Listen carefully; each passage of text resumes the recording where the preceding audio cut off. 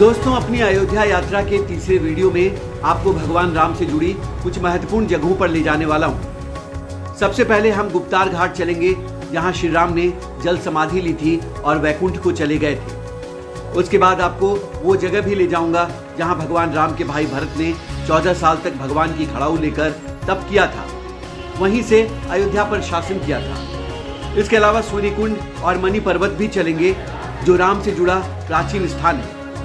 उम्मीद है अयोध्या का इससे पहले का दोनों वीडियो आपको पसंद आया होगा। तीसरे दिन भी हम अयोध्या की परंपरा के अनुसार सबसे पहले हनुमानगढ़ी पहुंचे। जय श्री राम, जय हनुमान। सुबह सुबह 5 बजे मैं हनुमानगढ़ी मंदिर पहुंच गया हूं और यहां आरती शुरू हो चुकी है और भक्तों की भीड़ देखिए, बाहर सीढ़ियों तक पूरा फुल है। तो स्क्रीन पे भी चल रहा है, तो हम लोग आरती भी अटेंड करते हैं, फिर दर्शन करेंगे, फिर राम मंदिर जाना है। सुबह 5 बजे ही हम ये सोचकर हनुमानगढ़ी मंदिर गए कि आरती को सामने से देखने का अवसर मिलेगा, लेकिन पूरा मंदिर पहले से भक्तों से खचाखच भरा था। पता चला कि ये लोग रात 2-3 बजे से ही लाइन में लग गए थे। हमें पछतावा भी हुआ कि थोड़ी तत्परता दिखाकर हम भी आरती में सीधे तौर पर शामिल हो सकते थे। लोग सीढ़ियों पर भी आरती देखने के लिए जमे हुए थे। हमारे पहुंचने के बाद आरती शुरू हो गई। हम भी स्क्रीन पर आरती देखने लगे।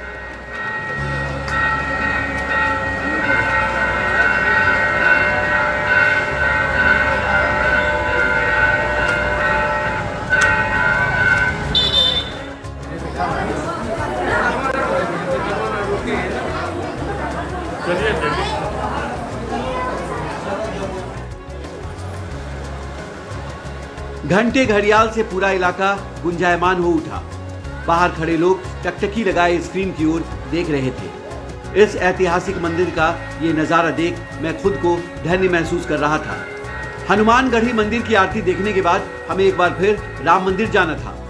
हम उस रास्ते में बढ़े तो गाय और बछड़े का एक मनमोहक नज़ारा दिखा। हम दूसरी बार रामलला का दर्शन करने जा रहे थे।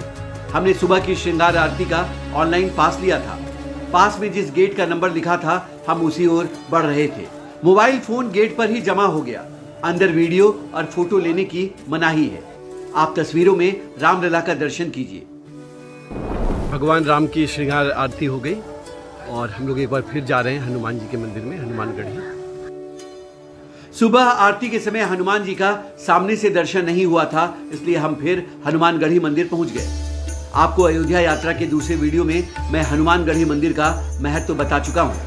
आइए एक बार फिर आपको नए एंगल से मंदिर का प्रांगण दिखा देता हूं। लोग अंदर भक्ति में डूबे रहते हैं, वो एक साइड बैठकर आराधना करते हैं। मंत्रोच्चार और भजन से परिसर गूंजता रहता है।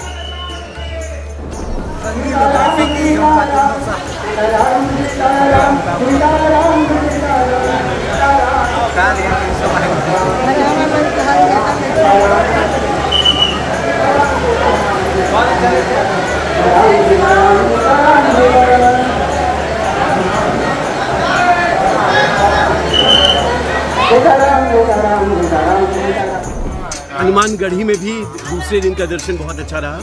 बहुत अच्छे से प्रसाद चढ़ाया, वहाँ समय भी बिताया। मंत्रोच्चार हो रहा है और माहौल आप बाहर से ही देख रहे हैं, पूरा भक्तिमय है और भगवान हनुमान की महिमा अपरंपार है। अब रामपथ से देखिए हनुमानगढ़ी मंदिर का बाहरी नजारा। देखकर ये किसी किलानुमा जगह जैसी दिखती है। दूर से दिख रहा ध्वज लंका विजय का प्रतीक है। धार्मिक मान्यता के अनुसार भगवान राम गुप्तार घाट के जरिए गोलोक गए, जब उन्होंने अयोध्या की जिम्मेदारी हनुमान को सौंपी थी और राम का आदेश हनुमान जी कभी टाल नहीं सकते थे। इसलिए आज भी अयोध्या की जिम्मेदारी हनुमान जी के हाथों में है। अब हम लोग कुछ भ्रमण पे निकल रहे हैं। यहाँ पे गुप्तार घाट है, भरत कुंड है और भी 2-4 जगह हैं जहाँ पे हम लोग जा रहे हैं। तो चलिए आपको वो सारी जगहों का भी दर्शन कराता हूँ। अयोध्या में तीसरे दिन हमें श्री राम से जुड़े कुछ अहम जगहों पर जाना था, जिसकी काफी धार्मिक मान्यता है। हमने सबसे पहले गुप्तार घाट का रुख किया, जहां भगवान ने जल समाधि ली थी। रामपथ से ही वहां का रास्ता है। राम मंदिर से दूरी करीब 10-11 किलोमीटर है।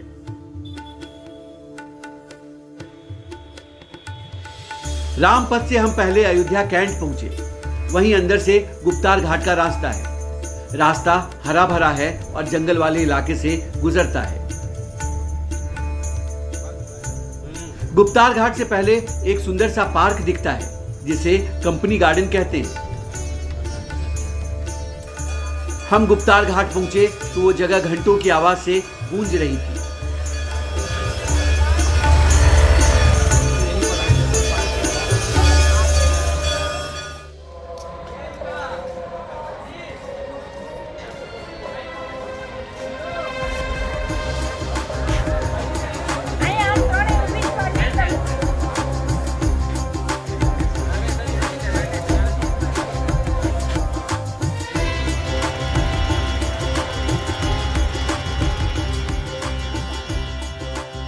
ये घाट सरयू नदी के किनारे शांत सी जगह है, शहर की हलचल से दूर। सरयू नदी पर जब मेरी पहली नजर पड़ी तो मन अंदर से प्रसन्न हो उठा। नदी धारा प्रवाह थी, तेज गति से बह रही थी। ऊपर नीला आसमान और सफेद बादल का अच्छा संगम था। मैं कुछ देर तक उन्हीं नज़ारों में खोया रहा। ये अयोध्या धाम का गुप्तार घाट है।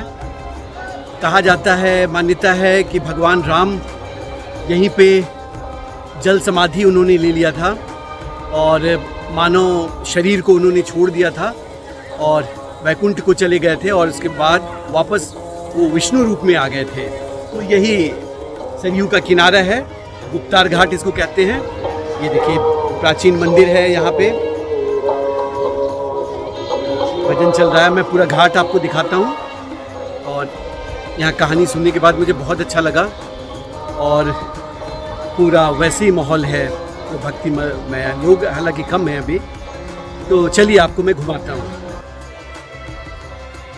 अयोध्या में ऐसे तो कई घाट हैं। पिछले दोनों वीडियो में मैं आपको आरती घाट और राम की पैड़ी दिखा चुका हूँ, लेकिन गुप्तार घाट का खास महत्व है। गुप्तार घाट की इस दीवार पर देखिए, कलाकृति के जरिए श्री राम को जल समाधि लेते दिखाया गया है। पौराणिक मान्यता है कि भगवान के साथ ही असंख्य लोग और कीट पतंग तक इस जगह से उनके दिव्य धाम चले गए थे, जिसके चलते अयोध्या उजड़ सी गई। स्कंद पुराण में भी इसका वर्णन है। बाद में राम के पुत्र कुश ने इस नगरी को फिर से बसाया। उसके बाद उनकी 44 पीढ़ी ने यहाँ शासन किया। बाद में महाराज विक्रमादित्य ने भी अयोध्या नगरी को फिर से बसाया था। ऐसे ऐसे सबको जो है अपने यथाउचित स्थान पर छोड़ते हुए और फिर पूरी प्रजा के साथ यहाँ आए। तब यहाँ वहाँ आगे निर्मली कुंड है, तो निर्मली कुंड हुआ तो वहाँ आके स्नान किए, निर्मल हुए। निर्मल हो करके फिर यहाँ आए, जो सफ़ेद वाला मंदिर है उसमें अपना खड़ाऊँ रखे नीचे, अंदर जाके ध्यान किए। ध्यान पूजा करने के बाद फिर आके गुप्तार घाट में डुबकी लगाए। तो एक एक प्रजागण भी उसमें डुबकी लगाते हुए भगवान के साथ निकले और ये पातालपुरी मार्ग होते हुए फिर विष्णु अवतार इसी में। गुप्तार घाट पर कई छोटे छोटे मंदिरों के साथ यहाँ का सुंदर दृश्य मन को मोह लेता है। यहाँ गजब की शांति मिलती है। इस घाट पर राम जानकी मंदिर, पुराने चरण पादुका मंदिर, नरसिंह मंदिर और हनुमान मंदिर लोगों की आस्था का केंद्र है।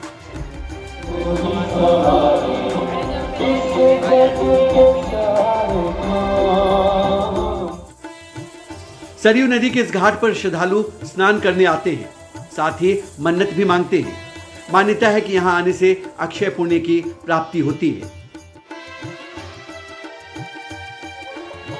मौजूदा गुप्तार घाट को 19वीं सदी की शुरुआत में राजा दर्शन सिंह ने बनवाया था, जिसका हाल में सौंदर्यीकरण किया गया है।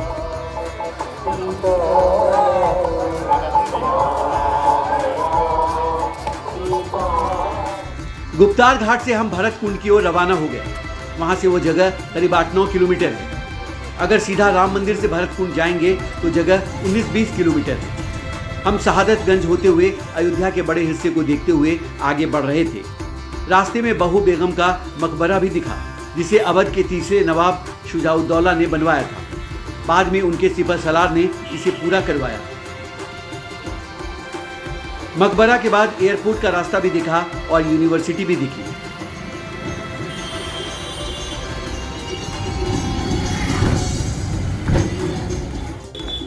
ब्रह्म बाबा। थोड़ा आगे बढ़ने पर ब्रह्म बाबा का मंदिर आया। ऑटो ड्राइवर ने बताया कि इस जगह का भी विशेष महत्व है।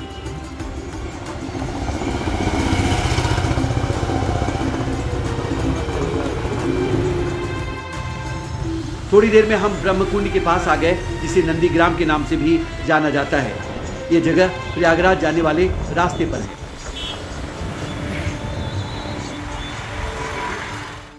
ये अयोध्या का भरत कुंड है। जब भगवान राम वनवास पर चले गए तो उनके भाई भरत यहाँ पे आके उन्होंने तपस्या की थी। वो कहानी आप जानते हैं कि वो बहुत दुखी थे उनके जाने से। तो और फिर इस जगह का ये इम्पोर्टेंस है कि जब भगवान राम वापस आए लंका से, तो उन्होंने अपने पिता महाराजा दशरथ का यहाँ पे पिंडदान दिया था उन्होंने। फिर जाके गया में दिया था, बिहार के गया में। तो इस जगह को मिनी गया भी कहा जाता है। तो पितृपक्ष में इसका बहुत इम्पोर्टेंस है और इसका बहुत महत्व है। तो ये भरत कुंड है।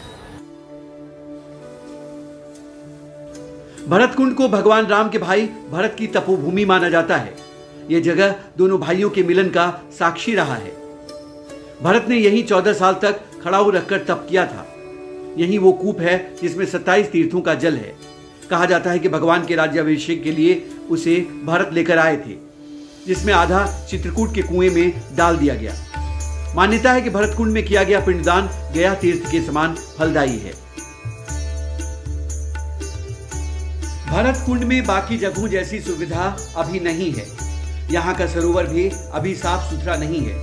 कहा जा रहा है कि जल्द इस स्थान का भी कायाकल्प किया जाएगा।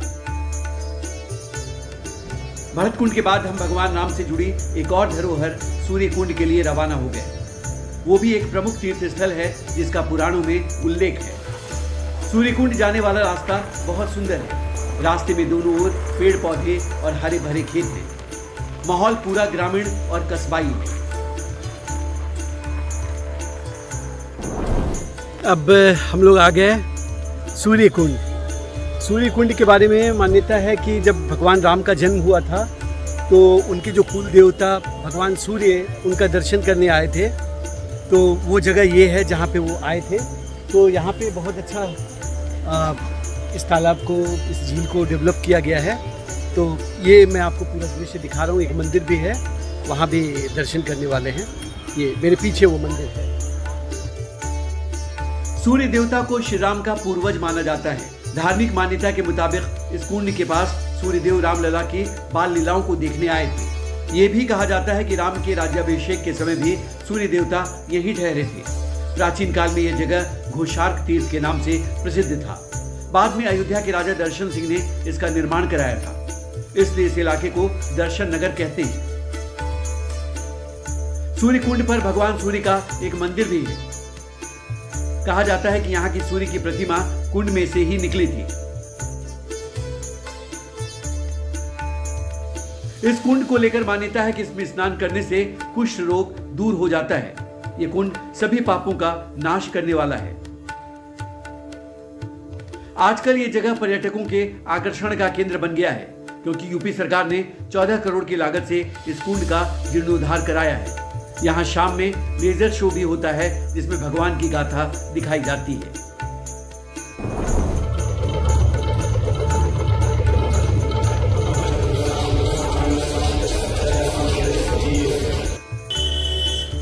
सूर्य कुंड से हमें मणि पर्वत जाना था। हमारे ऑटो ड्राइवर ने एक शॉर्टकट रास्ता लिया, जिसमें वापस रामपथ नहीं जाना था।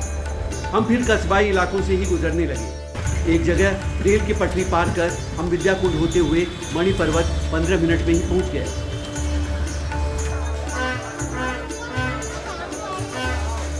मणि पर्वत भगवान राम से जुड़ा एक महत्वपूर्ण स्थल है। ये जगह आर्कियोलॉजिकल सर्वे ऑफ इंडिया के द्वारा संरक्षित है।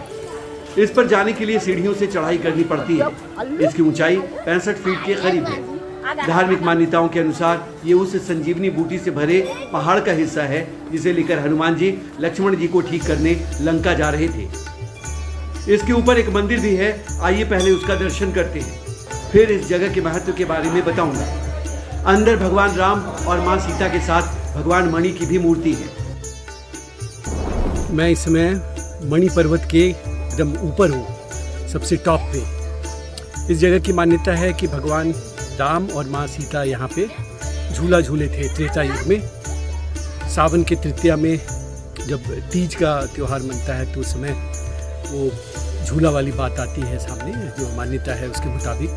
और एक कहानी है कि राजा जनक सीता जी के पिताजी यहाँ आके इस इलाके में रुके थे और उन्होंने मणियों की श्रृंखला भगवान के पिता राजा दशरथ को उन्होंने पेश किया था, उपहार दिया था। तो वो मणि ही यहाँ पे इकट्ठा हो गई थी और बाद में उसने पर्वत का रूप ले लिया और आज ये दर्शनीय स्थल है। तो मैं टॉप पे हूँ उसके। सावन के तृतीया पर त्रेता युग की वो परंपरा आज भी चली आ रही है। उस दिन अयोध्या के मठ मंदिरों के विग्रहों को रथ के जरिए मणि पर्वत लाया जाता है। मान्यता है कि भगवान बुद्ध भी अयोध्या में 6 साल रहे और मणि पर्वत से ही उपदेश दिए। मणि पर्वत दर्शन करने के बाद हम विद्याकुंड के बगल से फिर गुजरे, लेकिन समय की कमी की वजह से वहां रुके नहीं। हम अयोध्या जंक्शन के बगल से राम मंदिर के पास पहुंच गए। आइए मंदिर गेट के बगल में स्थित यात्री सुविधा केंद्र भी आपको दिखा देते हैं। राम मंदिर देखने आइए तो यहाँ जानकारी ले सकते हैं।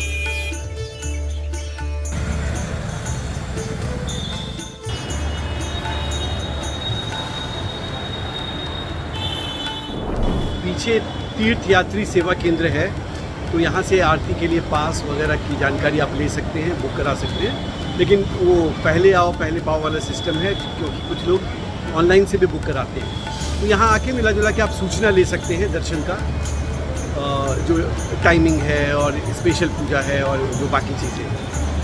तो चलिए,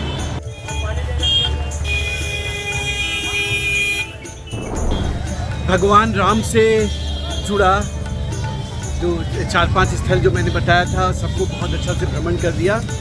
उसके बाद यहाँ आकर विश्राम भी कर लिया 1-1.5 घंटे और अब मैं जा रहा हूँ कैंट रेलवे स्टेशन, जहाँ से मैं दिल्ली से पहुँचा था। फिर वापस वहीं से मेरी रवानगी होगी। तो आपको मैं मिलता हूँ कैंट रेलवे स्टेशन पर। फिलहाल भगवान के पास से मैं जा रहा हूँ, थोड़ा सा इमोशनल मोमेंट भी है।